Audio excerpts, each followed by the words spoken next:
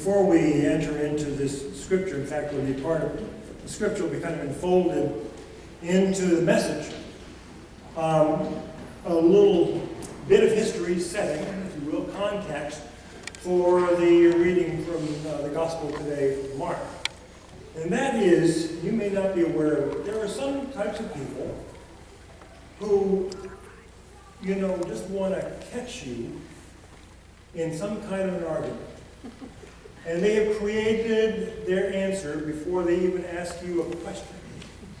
And they're inviting you to respond to that question.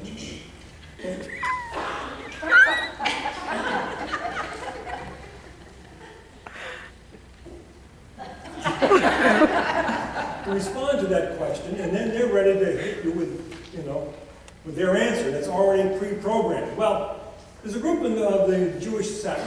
There are different sects in Judaism, and back in those days there were 5. The Sadducees were one of them. And the Sadducees did not believe in resurrection, life after death. And so they knew Jesus was preaching this, and so they kind of formulated a thing. So there's always somebody like this, not in this congregation, but maybe in another one. They say, okay, he believes in the resurrection. Now, in Jewish law, that if a woman marries a man and he dies and she has not had a child, there's kind of obligation of the next brother to marry her so that she could have a child. So, see how that works? You don't get a book, here's the Sadducee goes to him and says, okay, do you believe there's a resurrection? What happens in this case? Like the wheels turn. Okay, a guy marries a woman, and he dies, she's childless. His brother marries her. He dies. The next brother marries her. He dies. 7 brothers marry the same woman. Now, let's not go down that road too far, but 7 brothers marry the same woman. They all die. Finally, she dies. The question was, in the resurrection, whose wife was she? Who was she married to? Okay? You get the old logic there? And so Jesus kind of gives them you don't quite understand how all things work, and this whole thing is, he didn't buy into the argument. So I'm going to read from our passage of Scripture today about what he felt was important. And so somebody was listening. One of the scribes was listening to this argument and this banter. And so he said, okay, let's figure things out. And so he says, reading from the Gospel of Mark 12:28 to 30. One of the scribes came near and heard them disputing with one another, and seeing that he answered them well, he asked, which commandment is the first of all? Jesus answered, the first is, O Israel, the Lord our God, the Lord is one. You shall love the Lord your God with all your heart, with all your soul, with all your mind, and with all your strength. The second is this, you shall love your neighbor as yourself. There is no other commandment greater than these. Then the scribe said to him, you are right, teacher. You have truly said that he is one, and besides him there is no other. And to love him with all the heart, and with all the understanding, with all the strength, and to love one's neighbor as oneself, this is much more important than all whole burnt offerings and sacrifices. When Jesus saw that he answered wisely, he said to him, you are not far from the kingdom of God. After that, no one dared to ask him any questions. So, I think there's something within us that wants the cliff notes, if you will, the boiled down version of all that there is. It's kind of built in, I think. There were, in Judaism, in the 5 first books of the Bible, the Torah, they have 613 rules and regulations. 365 no's, one for every day, and 248 you shouldn't, or do's. 614, and all of this was encapsulated in the first 5 books of the Bible. And so, on top of that, you've got these little groups that are creating their own little organizational structure with their own little rules. And so finally somebody says, hey, okay, cut through all this, tell me what's at the bottom line. It's like maple syrup, you have to boil it down, boil the sap down until you really get to the crux of it and really get to what's important. Okay, tell us what's important. Make it easy. Okay, because we can't remember. I can't remember. I don't know how many of you, when my wife gives me a list, okay, I'm good with 3. I used to be good with 5. I'm good with 3. And if there's a 4th one, she has to write it down, and a 6th one, she has to color code it. That's just how it works in our family. But, make it, boom, make it there. And so, what he said was, love God with all your heart, with all your soul, with all your mind, and with all your strength. And love your neighbor as you love yourself. Love, love, love. Oh, we should sing that song. Love. Of God, neighbor, self. That's it. All the other ones in Matthew's version of this text, all of the other laws and everything else hang on those 2 commandments. Love God, neighbor, self. Everything. So that's simple. Now, here's the challenge we have. Or at least I do, and you can listen to my challenge. And that is the definition of love. Love is used a lot. And as I said this morning, I love a warm piece of apple pie with melted ice cream dripping, vanilla, Ben & Jerry's.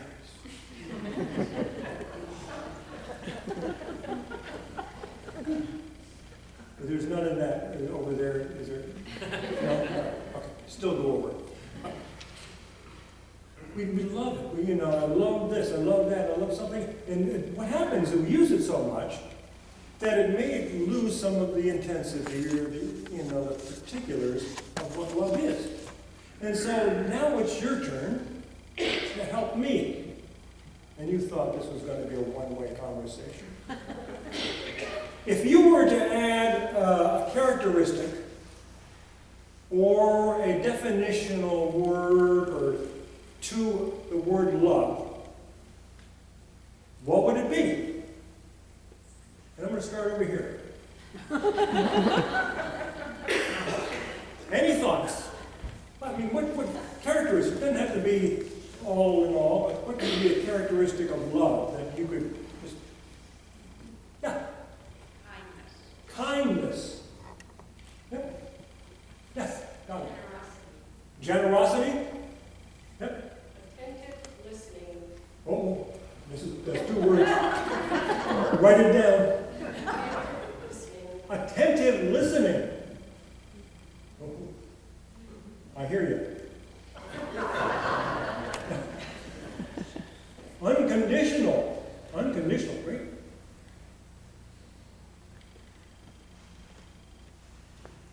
Lucy. Commitment. Commitment. Commitment, yes. Acceptance. Acceptance. Warmth.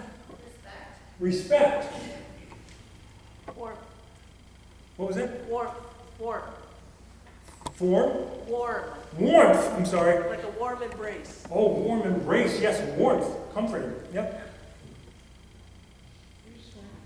Oh, yes. Unselfish. Unselfish. Yeah. I'm sorry. Longevity. That's good. I like it. Forever. Loneliness. Yeah. Joy. Hope. Compassion. Oh my goodness. Cherishing. Hmm? Cherishing. Cherishing. Okay. Enduring. Enduring. All these. Okay, I'll tell you what the answer is. No. But what I'd like you to do, I mean, the staff kind of took a look at some of this, and there were some words that kind of came up in our staff meeting, just to look at words. One was desire, a desire. Another one was celebrate, to celebrate. Or, so any of the words that we've just heard, I invite you to read through that passage, which is in the bulletin. That portion of the passage is in the bulletin. Just read through and plug in one of those words that you felt meaningful. Now, it's not going to quite work grammatically, probably, but it's a concept beyond what we, love, which can kind of filter away because we hear so much about it, but it becomes a little more personal. Yes.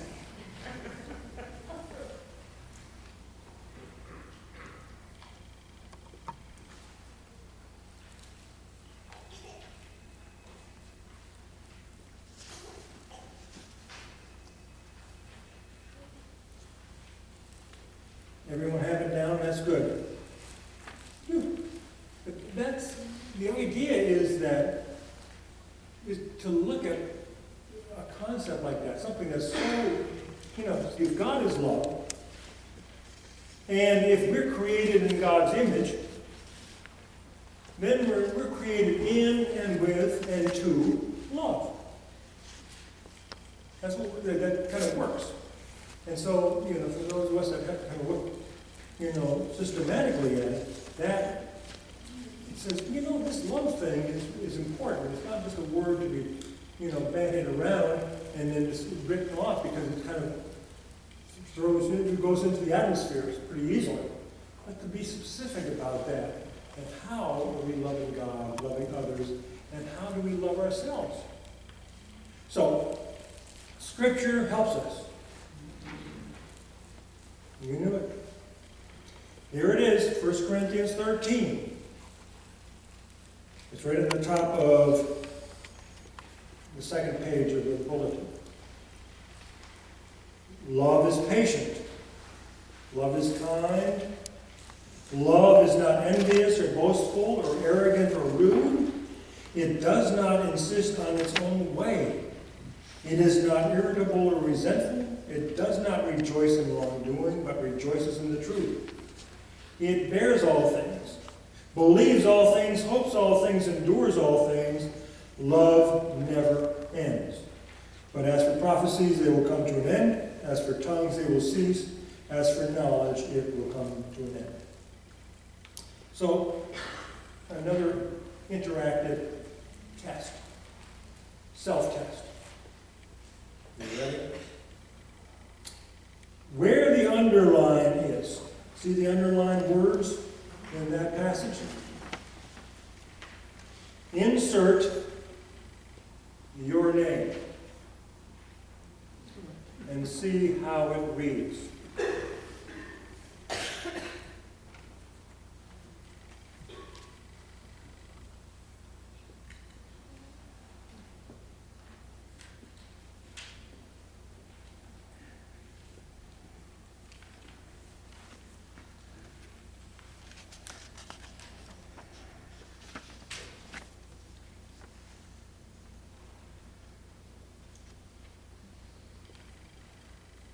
Okay, how many people got them all? How many people got one of them? Gee, let's go back to confession. It's kind of, here's a thought, definitely not a requirement, because United Church of Christ, we make suggestions, and that's it. We suggest, and we do it warmly. But I would suggest thinking about, how far can we go down that road? That you physically write down that passage. with your name in it. Okay? And you can hide it, you don't have to show anybody. And then use that from time to time. There is what is called the prayer of examen. I don't know if you've heard of that. Some of you probably have heard of that. But what it is, it's a form of prayer where at the end of the day, it works pretty well in the end of the day, but it can work throughout the day, where you say, okay, just in general, I'm not going to drop particular words, but when was I, as I look back over the day, when was I most Christ-like? And then obviously there's another shoe, when was I least Christ-like? And where did I see Christ in someone else? And where did I not see Christ in someone else? And just, it's not for judgment, it's just for openness to the Spirit. Because we're part of a God who just forgives and gives and forgives again. And there's nothing that we have done or can even consider or think of that God hasn't felt or thought of through other people before. So this is nothing new. But one thing that we can do is plug ourselves in to a love that God has for all of us. And so I encourage you to kind of write it out. If you're a calligrapher, great, use that, or if you want to color pencils or whatever.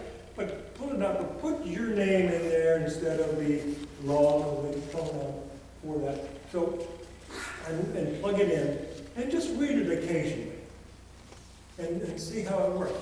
And because that's what we're called to do, is to be open. And I think that this description of love is an openness, it's honesty, but it's not abrasive. It does not insist on its own way. It just is. And there's a lightness to life if we live that way. But as soon as we start constricting and saying it's going to be my way or the highway, then all of a sudden life gets a little more constricted, a little more controlled, and a little less lively. So we're called to live life.